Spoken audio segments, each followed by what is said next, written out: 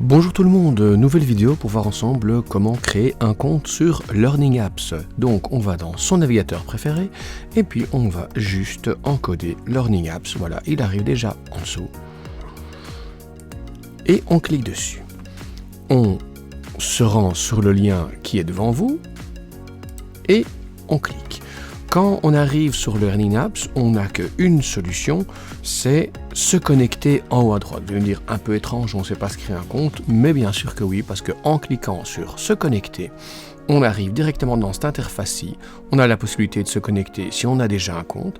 On a surtout la possibilité de créer un compte en dessous. J'appuie sur créer un compte. Il va me demander un nom d'utilisateur.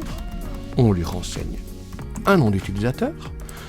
Si ce nom est déjà utilisé, il vous le dit. En l'occurrence, ici, il n'a pas encore été utilisé. On lui indique un email. Voilà, je me suis trompé. Je lui donne mon email professionnel. Il me demande de créer un mot de passe. Et évidemment, de le confirmer. Quand c'est fait, on doit accepter les conditions d'utilisation de Learning Apps. Il y a moyen, j'imagine, d'aller les lire quelque part. Là, on n'a pas vraiment le choix. Ensuite, on vous propose de recevoir une notification chaque fois que vous allez recevoir un message personnel. Je pense que c'est une bonne idée aussi.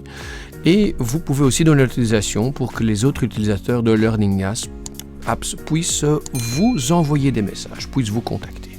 Alors pour bien confirmer qu'on n'est pas un robot, il nous demande de recopier un petit code